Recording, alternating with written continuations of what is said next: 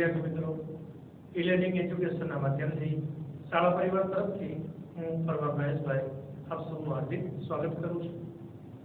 હવે અભ્યાસક્રમમાં આગળ વધતા આપણો જે પાઠ ચાલી રહ્યો છે 7મો ભારતીય અર્થતંત્ર, જેમાં આપણે અગાઉના વિડીયોમાં આપણે બ્રિટિશ સરકારની કરવેરા નીતિ એક 3 માર્ક્સ ઉપયોગી એવી ટૂંકમાં જેના વિશે માહિતી આપી, જે પ્રશ્ન આપણે શીખ્યો।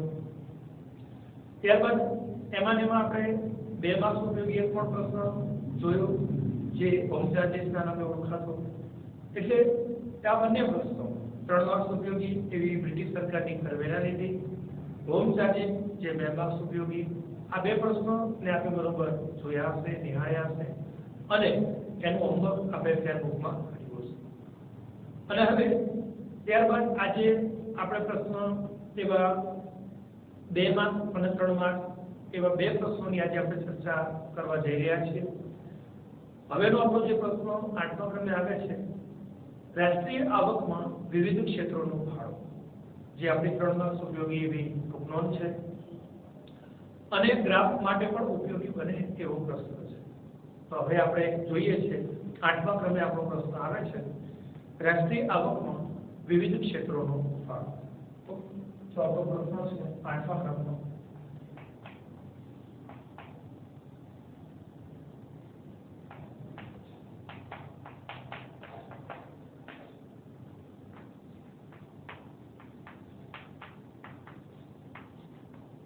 રાષ્ટ્રીય અર્થતંત્ર, જે આપણો પાઠ ચાલી રહ્યો છે।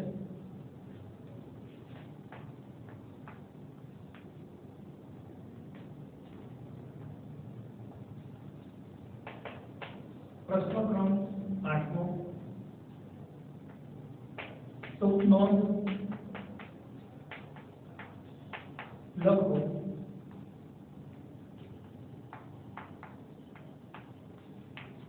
રાષ્ટ્રીય આવકમાં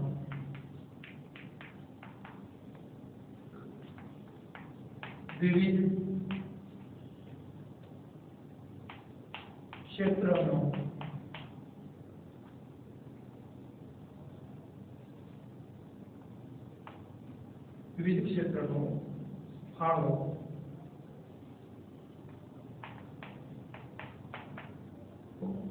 એવો 3 માર્ક્સ ઉપયોગી પ્રશ્ન બને અને ગ્રાફ માટે પણ ઉપયોગી બને એવો પ્રશ્ન। આજે આપણે શરૂઆતમાં આંકડાકીય માહિતી લખીશું, એનો જે કોષ્ટક આપણે દર્શાવીશું તે ગ્રાફ માટે પણ એટલો ઉપયોગી બને એવો પ્રશ્ન છે। પછી હેડિંગમાં પૂછો, રાષ્ટ્રીય આવકમાં વિવિધ ક્ષેત્રોનો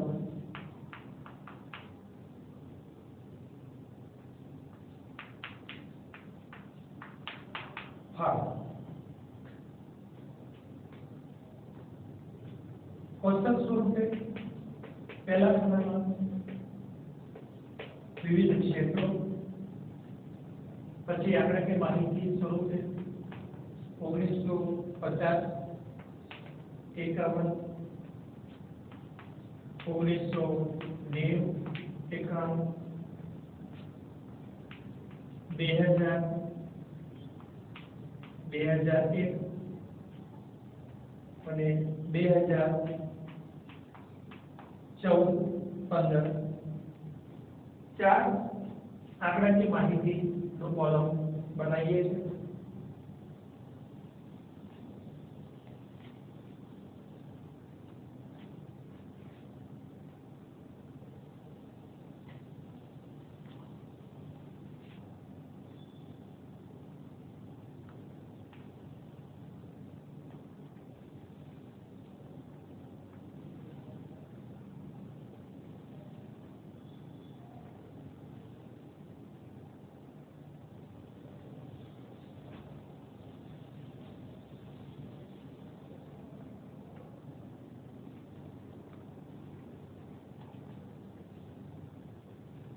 હવે ત્યારબાદ પહેલું ક્ષેત્ર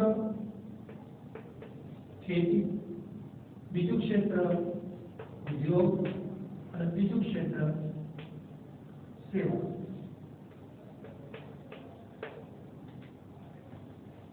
ત્રણ ક્ષેત્રો ખેતી, ઉદ્યોગ અને સેવા। હવે આ ત્રણ વિશે વ્યવસાયિક માળખા વિશે આપ ઘણા આશરો સાંભળ્યું છે। આ ત્રણેયને આપણે ભારતીય અર્થતંત્રનું વ્યવસાયિક માળખું એવો સ્વરૂપ છીએ। એ વ્યવસાયિક માળખામાં આપણે પહેલો ક્રમ ખેતી આપીએ છીએ, બીજો ક્રમ ઉદ્યોગ આપીએ છીએ અને ત્રીજો ક્રમ સેવા વિભાગ આપીએ છીએ। ખેતી પ્રધાન દેશ હોવાના કારણે ખેતીને આપણે પ્રથમ ક્રમ, ઉદ્યોગ તરફ આજે જે આગળ વધી રહ્યો છે તે બીજો ક્રમ અને સેવા ક્ષેત્ર પણ દેશ આજે સક્ષમ થઈ રહ્યો છે તેનો ત્રીજો ક્રમ। ત્રણેય ક્ષેત્રો આઝાદી પછીના વર્ષમાં, આયોજનની શરૂઆતમાં, સદીના અંતે, સદીની શરૂઆતમાં અને સદીના બીજા દાયકામાં કેટલું યોગદાન આપે છે, કેટલો પોતાનો ફાળો આપે છે તેની સમજૂતી આપતો આ પ્રશ્ન છે। હવે આપણે એની આંકડાકીય માહિતી જોઈશું।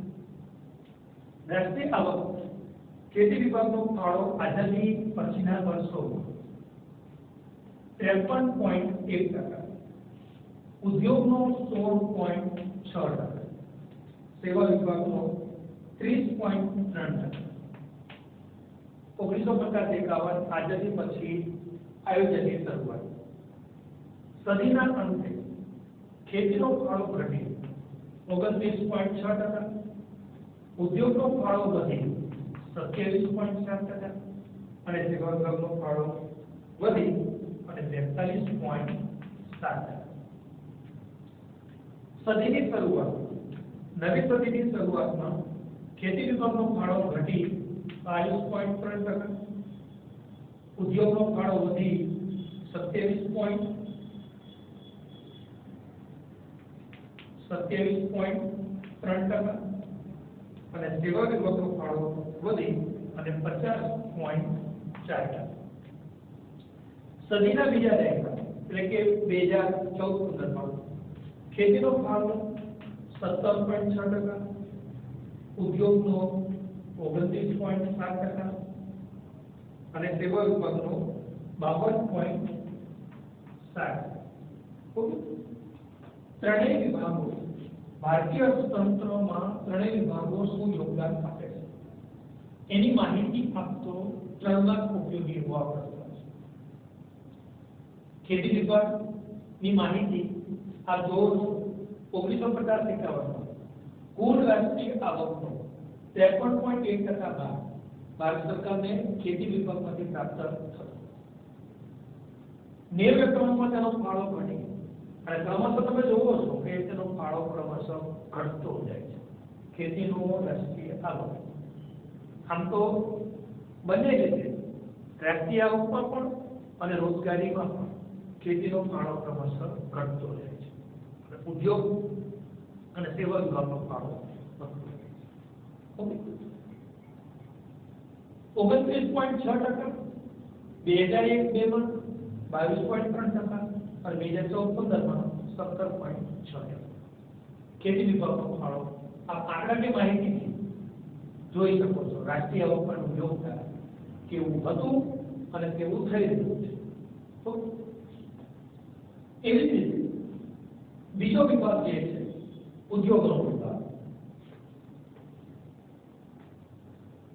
ભારત ખેતી પ્રધાન દેશ હોવાના નાતે એમ કે આઝાદીના વર્ષોમાં, આઝાદી પહેલાના વર્ષોમાં ઉદ્યોગનું મહત્વ ઓછું હતું, પણ જેમ આઝાદી પછીના વર્ષોમાં વિકસિત દેશોની જે હરણફાળ જોઈ, વિકસિત દેશોમાં ઉદ્યોગોના કારણે જે વિકાસ જોઈ અને 1991માં દેશમાં આર્થિક કટોકટીને જોઈ ભારત સરકારે ઉદ્યોગો તરફી વલણ અપનાવ્યું અને તેમને એક વસ્તુ સારી રીતે સમજાઈ ગઈ કે દેશનું અર્થતંત્ર ત્યારે વિકસિત થઈ શકે જ્યારે ઉદ્યોગોની કમાન સંભાળે, ઉદ્યોગોએ વિશેષ મહત્વ આપવાનું શરૂ કર્યું। અને આજે આપણી સામે વિશ્વના વિકસિત દેશોના ઉદાહરણો પણ છે। તમે જોવો છો, તમે સાંભળો છો, ભણતા આવો છો। અમેરિકા જેવા દેશો જોવો તમે, જાપાન જોવો, પશ્ચિમ યુરોપના દેશો જોવો, ઇંગ્લેન્ડ તમે જોવો, રશિયા જો, ઓસ્ટ્રેલિયા, ફ્રાન્સ, ઇટલી કે અખાતી દેશો તમે જો કે જ્યાં ઉદ્યોગોને વિશેષ સ્થાન છે, તો એ લોકો વિકાસની દ્રષ્ટિએ કેટલા ઝડપથી આગળ વધ્યા છે, એના નાગરિકોનો સમગ્ર દેશનો એ લોકો કેટલો ઝડપી વિકાસ કરી શક્યા છે, તે આપ જોઈ શકો છો. એટલે ઉદ્યોગો રાષ્ટ્રીય આવકમાં ફાળાની દ્રષ્ટિએ તમે એનું યોગદાન જોવો. આઝાદી પછીના વર્ષોમાં આયોજનની શરૂઆત 1950-51 એટલે કે આયોજનની શરૂઆત અને 1950 માં આયોજન પંચની સ્થાપના અને એને પ્રથમ પંચવર્ષીય 1951 માં રજૂ કરી. 16.6% કુલ રાષ્ટ્રીય આવકનો 16.6% ભાગ ભારત સરકારને એમ કે ઉદ્યોગમાંથી પ્રાપ્ત થયો. સદીના અંતે 20મી સદીના અંતે એનો હિસ્સો વધી 27.7%. નવી સદીની શરૂઆતમાં સામાન્ય 0.03 જેટલો ઘટાડો, પણ અગાઉની તુલનામાં એમ કે સામાન્ય ઘટાડો 27.3% અને બીજી સદીના બીજા દાયકામાં 29.7%, એટલે કે 30% જેટલો એનું યોગદાન રાષ્ટ્રીય આવકમાં. કુલ કમાણીનો 30% ભાગ ભારત સરકાર ઉદ્યોગોમાંથી પ્રાપ્ત કરતો એવું કહી શકાય. આજે દિન પ્રતિદિન ઉદ્યોગોનો રાષ્ટ્રીય આવકમાં ફાળો વધતો જાય છે. અને ત્યાર પછી ત્રીજા ક્રમે આપણે જોઈએ છીએ સેવા વિભાગ. તો સેવા વિભાગમાં તમે જુઓ, આઝાદીના વર્ષોમાં દેશની સરકારને સેવા વિભાગ એટલે મિત્રો તમે જાણો છો કે ભારત સરકાર, રાજ્ય સરકાર, ખાનગી સંસ્થાઓ કે સરકારી કે અર્ધ સરકારી સંસ્થાઓ આપણને જે પણ કઈ સેવાઓ આપે છે, નાગરિકની જે પણ કઈ સેવાઓ, વીજળીની, કાર્ડ અપાલની, બેંકની, શિક્ષણની, આરોગ્યની, માર્ગ પરિવહનની, સંદેશા વ્યવહારની, વાહન વ્યવહારની, તો આ બધી સેવાઓ, વિદેશ વેપારની, આયાત નિકાસની, ઓકે, એ સેવાઓ ગવર્મેન્ટ સેક્ટર પણ પૂરી પાડે છે અને પ્રાઇવેટ સેક્ટર, ખાનગી સેક્ટર પણ પૂરું પાડે છે અને અર્ધ સરકારી સંસ્થાઓ પણ, ઓકે, આપણે બધી સેવાઓ પૂરી પાડે છે. તો સેવા વિભાગ જેને સર્વિસ સેક્ટર તરીકે ઓળખીએ છીએ, જે ગવર્મેન્ટ આપણને પૂરી સેવા વિભાગ, કાર્ડ અપાલ, રેલવે, બેંક, ઉર્જા, શિક્ષણ, સંરક્ષણ, આ તમામ બાબતો સેવા વિભાગમાં થાય. સેવા વિભાગ ભારત સરકારને 1950-51 કુલ કમાણીનો 30.3% ભાગ એ રાષ્ટ્રીય આવકનો એમ કે મેળવી રાખતો. એનો ફાળો વધી સદીના અંતે આપ જોવો તો 42.7%, ઓકે, કેટલો 42.7% હિસ્સો ભારત સરકારે પ્રાપ્ત થયો. કુલ રાષ્ટ્રીય આવકનો 42.7% ભાગ. સદીની શરૂઆત 21મી સદીની શરૂઆતમાં પહેલા દાયકા એનો ફાળો વધી અને 50.4, કુલ રાષ્ટ્રીય આવકનો 50% થી પણ વધુ ભાગ એ ભારત સરકારને સેવા વિભાગમાંથી પ્રાપ્ત થાય છે. 50.4 જે ભારત સરકાર એમકે પ્રાપ્ત કરે છે અને 2014-15 તેનો ફાળો વધી અને 52.7, દર 100 રૂપિયાની કમાણીએ 52.7, ઓકે, એટલે એવરેજ 53 રૂપિયાની કમાણી ભારત સરકાર સેવા વિભાગમાંથી પ્રાપ્ત કરે છે. તો સિમ્પલ આંકડાકીય માહિતી આપ સમજી શકો છો, જોઈ શકો છો કે ખેતીનું યોગદાન આઝાદીના વર્ષોમાં, આઝાદી પછીના વર્ષોમાં, ત્યાર પછીના વર્ષોમાં અને નવી સદીની શરૂઆતમાં શું છે, ઉદ્યોગોનું યોગદાન કેવું છે રાષ્ટ્રીય આવકમાં અને સેવા વિભાગનું યોગદાન કેવું છે, આપ બરોબર આંકડાકીય માહિતી દ્યા આપ બરોબર સમજી શકો. આ પ્રશ્નમાં મેઇન વસ્તુ આંકડાકીય માહિતી છે. તો 4 વર્ષનો રાખી દો કે 4 વર્ષ એટલે કે 1950-51, 90-91, 2000-2001, 2014-15, 4 વર્ષની આંકડાકીય માહિતી શું છે, કેવી છે, એની માહિતી ખેતીની, ઉદ્યોગની અને સેવાની, કેટલો યોગદાન ભારત સરકારે રાષ્ટ્રીય આવકમાં આપે છે, ઓકે, એ આપણે યાદ રાખવાની છે. અને આ જ 3 પોઈન્ટ ને ખેતીના, ઉદ્યોગના અને સેવા એને પોઈન્ટ સ્વરૂપે કોષ્ટક દર્શાવ્યા પછી નીચે આપણે લખવાના છે. જે પહેલા મેં તમને એની પ્રાથમિક માહિતી આપી. કોષ્ટક દર્શાવ્યા પછી હવે નીચે કયા 3 પોઈન્ટ આપણે લખવાના છે તો તે સામે એટલે ટોટલ 4 પોઈન્ટ લખીએ. પહેલો પોઈન્ટ કોષ્ટક પછી પહેલો પોઈન્ટ આ આંકડા કે માહિતી ખાસ યાદ રાખવાની. અને ત્યાર પછી કોષ્ટક પછી પહેલો પોઈન્ટમાં લખીએ છીએ રાષ્ટ્રીય આવકમાં ખેતી ક્ષેત્રનો ફાળો જે 1950-51 માં 53.1% હતો તે સતત ઘટતો ગયો છે અને 2014-15 માં તે વધી ઓકે 17.6%, સોરી ઘટીને 17.6% એમ કે જેટલો થયો છે. તો ખેતીનો ફાળો આઝાદીના વર્ષોમાં આયોજનની શરૂઆતમાં આપ જોવો છો કેટલો હતો અને સદીના બીજા દાયકામાં કેટલો થઈ ગયો છે તે આપ જોઈ શકો. કેવાનો ભાગ ખેતીનો રાષ્ટ્રીય આવકમાં ફાળો દિન પ્રતિદિન ઘટતો રહે છે અને રોજગારીમાં પણ રાષ્ટ્રીય આવકમાં પણ અને રોજગારીમાં પણ ખેતી ક્ષેત્રનો ફાળો દિન પ્રતિદિન ઘટતો જાય છે. તો સામે ઉદ્યોગ વિભાગ અને સેવા વિભાગનો ફાળો ક્રમશઃ વધતો ગયો છે. બીજો પોઈન્ટ ઉદ્યોગ. ઓકે, બીજો પોઈન્ટ આપણે લખીશું હવે ઉદ્યોગ. ઉદ્યોગ વિભાગનો રાષ્ટ્રીય આવકમાં ફાળો 1950-51 માં 16.6% તે સતત વધતો ગયો છે અને 2014-15 માં 29.7% જેટલો થવા પામ્યો છે. ઓકે, આમ આ પોઈન્ટની અંદર પહેલા સ્તંભની માહિતી 1950-51 માં ત્રણ વિભાગોનો કેટલો ફાળો રાષ્ટ્રીય આવકમાં અને 2014-15 માં ત્રણ વિભાગોનો કેટલો રાષ્ટ્રીય આવકનો ફાળો આ પોઈન્ટમાં આપણે દર્શાવીએ છીએ. ઓકે, વચ્ચેની માહિતી પણ આપ લખો તો લખી શકો અને ન લખો તો લખી શકો. 50-51 માં ખેતીનો, ઉદ્યોગનો, સેવાનો ફાળો અને 2014-15 માં ખેતી, ઉદ્યોગ અને સેવાનો રાષ્ટ્રીય આવકનો ફાળો સીધે સીધું આપણે લખીએ છીએ. ઉદ્યોગોનો ફાળો 50-51 માં 16.6% વધીને 29.7% થવા પામ્યો છે. અને ત્રીજો પોઈન્ટ લખીએ છે સેવા વિભાગ રાષ્ટ્રીય આવકનો ફાળો 1950-51 માં 30.3% હતો તે વધીને 2014-15 માં 52.7%, 2014-15 માં વધીને કેટલો 52.7% જેટલો થવા પામ્યો છે. તો કહેવાનો ભાવ ખેતીનો રાષ્ટ્રીય આવકનો ફાળો સતત ઘટતો ગયો છે જ્યારે ઉદ્યોગ અને સેવા વિભાગનો ફાળો રાષ્ટ્રીય આવકમાં સતત વધતો ગયો છે. કોષ્ટક દર્શાવ્યા પછી 3 પોઈન્ટ ત્રણેય વિશેના લખો છો અને ચોથો અને છેલ્લો પોઈન્ટ લખીએ છીએ.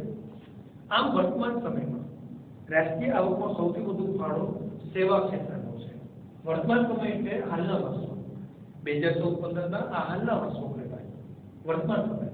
સેવા વિભાગનો ફાળો જે સરકાર તરફથી દેશના નાગરિકોને જે સેવા પૂરી પડે છે એનો ફાળો તમે જોવો છો 52.7% જેટલો થવા આવ્યો છે. ઓકે, એટલે સેવા વિભાગ હાલના વર્ષોમાં કુલ રાષ્ટ્રીય આવકનો 52.7% જેટલો ભાગ ભારત સરકાર સેવા વિભાગમાંથી પ્રાપ્ત કરે છે. ઓકે, તો એવો 3 માર્ક ઉપયોગી પ્રશ્ન ટૂંકમાં સ્વરૂપનો રાષ્ટ્રીય આવકમાં વિવિધ ક્ષેત્રોનો ફાળો. તો ભારતીય અર્થતંત્રના વિવિધ ક્ષેત્રો એટલે 3 ક્ષેત્રો યાદ રાખો છો: ખેતી, ઉદ્યોગ અને સેવા. ખેતી પ્રધાન દેશ હોવાના નાતે એને પ્રથમ ક્રમ આપણે આપીએ છીએ ખેતીને, પછી બીજો ઉદ્યોગને અને ત્રીજો સેવા. ત્રણેય વિભાગ રાષ્ટ્રીય આવકમાં કેટલું યોગદાન આપે છે આ 4 વર્ષોમાં આપેલી આંકડાકીય માહિતીમાં આ ચારેય વર્ષોમાં ત્રણેય વિભાગ કેટલો ફાળો આપે છે તેની માહિતી આપતો. તો એવો 3 માર્ક ઉપયોગી ટૂંકનો સ્વરૂપનો પ્રશ્ન રાષ્ટ્રીય આવકમાં વિવિધ ક્ષેત્રોનો ફાળો જે આપણો અહીંયા પૂર્ણ થાય. આપણે એને સરસ રીતે અભ્યાસ કરી અને એને હોમવર્ક સ્વરૂપે તે બુકમાં લખવા. આ જ આંકડાકીય માહિતીનો 5 માર્ક ઉપયોગી પ્રશ્ન પણ એટલે કે સ્તંભ આકૃતિનો બની શકે. ઓકે, અને વૃત્તાંત પણ એનો દર્શાવી છે અને સાદી સ્તંભ આકૃતિમાં ઓકે આપણે એને દર્શાવી શકીએ. એટલે આંકડાકીય માહિતી કોષ્ટક સ્વરૂપે પણ એમ કે દર્શાવી શકાય. ઓકે, અને એવો આ 3 માર્ક ઉપયોગી પ્રશ્ન આપણે પૂરો થાય છે.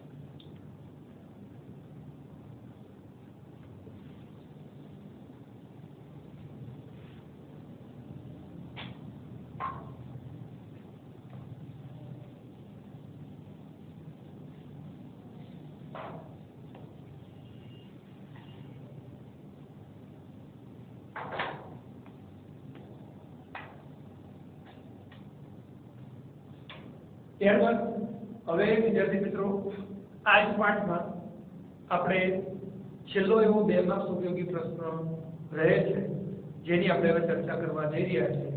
તો 2 માર્ક્સ ઉપયોગી એવો આપણો છેલ્લો પ્રશ્ન આવશે 9મા ક્રમે.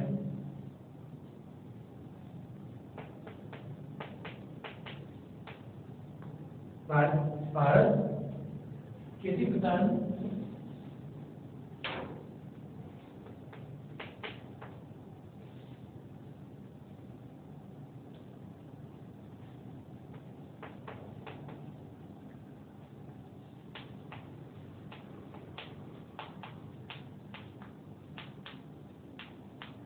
ભારત ખેતી પ્રધાન દેશ છે. વિધાન સમજાવો. એવું 2 માર્ક્સ ઉપયોગી એવું વિધાન છે. ભારત ખેતી પ્રધાન દેશ છે. તો પહેલો પોઈન્ટ લખીએ છીએ. પ્રાચીન ભારત ખેતીની દ્રષ્ટિએ સમૃદ્ધ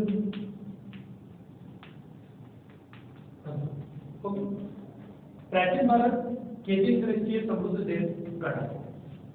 તો ભારતમાં મોટાભાગની વસ્તી ખેતી પર નભતી. વર્ષો પહેલા આપણે જાણીએ છીએ કે ભારત એક ખેતી પ્રધાન દેશ તરીકેથી ઓળખ ધરાવે છે. મોટો વર્ગ ખેતી ઉપર નભે છે. સારું એવું એમ કે કાચા માલનું ઉત્પાદન કરી આપતો અને વિદેશોમાં એની મોટી માત્રામાં નિકાસ કરતો દેશ હતો. અને આર્થિક રીતે સતત પણ જૂના જમાનામાં વર્ષો પહેલા દેશ ગણાયો. એટલે વર્ષોથી ભારતની એક ઓળખ વ્યવસાયિક રીતે ખેતીના માધ્યમથી એક એને ઓળખવામાં આવે છે કે ભારત એ ખેતી પ્રધાન દેશ. આજે પણ મોટો વર્ગ ખેતી ઉપર નભે છે અને મોટી માત્રામાં લોકોને એમ કે રોજગારી આપે છે. પહેલો પોઈન્ટ આ લખીએ. ઓકે, પ્રાચીન ભારત ખેતીની દ્રષ્ટિએ સમૃદ્ધ હતો અને મોટાભાગની વસ્તી ખેતી ઉપર નભતી. બીજો પોઈન્ટ લખીએ છે ભારતની 49% વસ્તી એટલે કે અડધી વસ્તી ખેતી ક્ષેત્રમાંથી રોજગારી એમ કે મેળવે છે. આજે પણ તમે જુઓ તો ખેતી ઉપર કુલ વસ્તીનો 49% જેટલો ભાગ એ ખેતી ઉપર નભે છે. દર 100 વ્યક્તિએ 49 વ્યક્તિ ખેતીમાંથી રોજગારી પ્રાપ્ત કરે છે. ભારતની 49% વસ્તી એટલે કે અડધી વસ્તી ખેતી ક્ષેત્રમાંથી રોજગારી મેળવે છે. વાવેતર હેઠળનો વિસ્તાર 49%, 45% જેટલો વિસ્તાર સિંચાઈ સુવિધાની હેઠળ. ઓકે,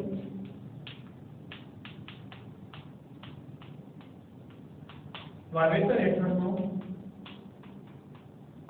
વિસ્તાર 45% જે સિંચાઈની સગવડ મેળવે છે.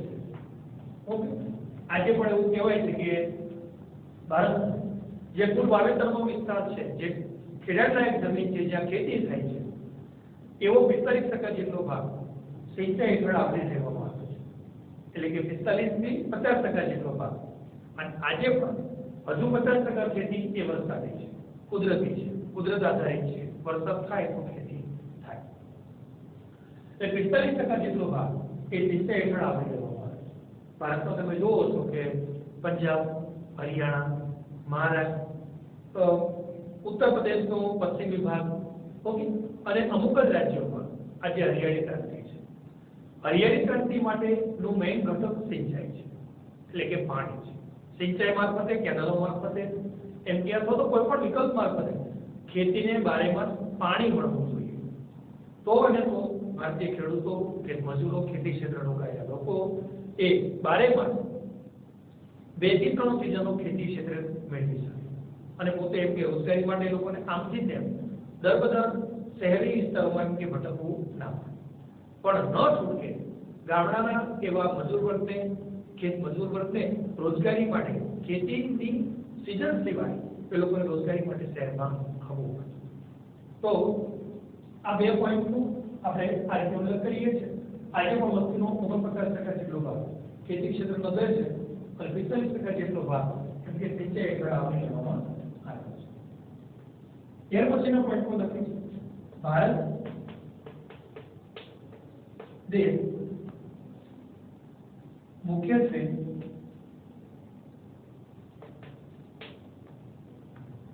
ગ્રામ અર્થતંત્ર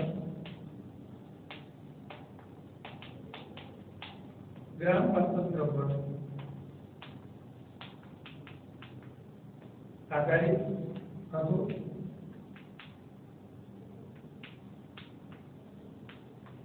ખેતીના વ્યવસાયથી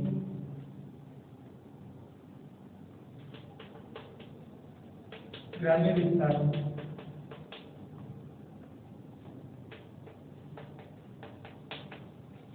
સ્વાવલંબી હતા. ભારત દેશ મુખ્યત્વે ગ્રામ અર્થતંત્ર પર આધારિત હતો. ખેતીના વ્યવસાય ગ્રામ વિસ્તારોમાં કે સ્વાવલંબી હતા. તો વર્ષોથી પરંપરાગત રીતે આપણે જોઈએ છીએ ખેતી કરતા આવ્યા છીએ. મોટો વર્ગ ખેતી ઉપર નભે છે પોતાની આજીવિકા માટે. પહેલાના વર્ષોમાં લોકો ખેતીને વ્યવસાય તરીકે સ્વીકારતા હતા, પણ જીવન જીવવાના માધ્યમથી કુટુંબમાં ચાલ્યા વગર પરંપરાગત વ્યવસાયના ભાગરૂપે કમાણીના અર્થે આજે જે ખેડૂતોએ ખેતીને કમાણીના માધ્યમથી વ્યવસાયના માધ્યમથી સ્વીકાર્યો છે, એવું પહેલાના જમાનામાં ખેતી એ વ્યવસાયના માધ્યમથી સ્વીકારવામાં નહોતો, પણ પરંપરાગત ભાગરૂપે ખેતીને એમ કે સ્વીકારવામાં જે પણ કઈ વર્ષ દરમિયાન ધન ધાન્ય પાકતું એને ઘર વપરાશ માટે મોટા ભાગે રાખતા અને જો કોઈ અતિશય વધે તો જ એનો એક નાનો હિસ્સો તે લોકો વેચતા. એટલે ખેતીને વ્યવસાયના માધ્યમથી નહીં પણ પરંપરાગત એક પ્રણાલીના માધ્યમથી ખેતીનો સ્વીકાર કરવામાં. જ્યારે આજે ખેતીનું વ્યાપારીકરણ થયું છે, ખેતીને વ્યવસાયના માધ્યમથી આપણે સ્વીકારીએ છીએ. જે પણ કઈ ધન ધાન્ય પાકે છે, ખેતી ક્ષેત્રે જે પણ કઈ ઉત્પાદન થાય છે એનો મોટો હિસ્સો આપણે વેચી નાખીએ છીએ અને નાનો એવો અતિશય ઘર વપરાશ માટે રાખતા. તો આને ખેતીનું વ્યવસાયીકરણ કહેવાય, આને ખેતીનું વ્યાપારીકરણ. ઓકે, તો આ પોઈન્ટ છે કે ભારત દેશ મુખ્યત્વે ગ્રામ અર્થતંત્ર પર આધારિત હતો અને ખેતીના વ્યવસાય ગ્રામ વિસ્તારો સ્વાવલંબી હતા. અને ચોથા છેલ્લા પોઈન્ટ લખીએ છીએ આમ ભારત ખેતી પ્રધાન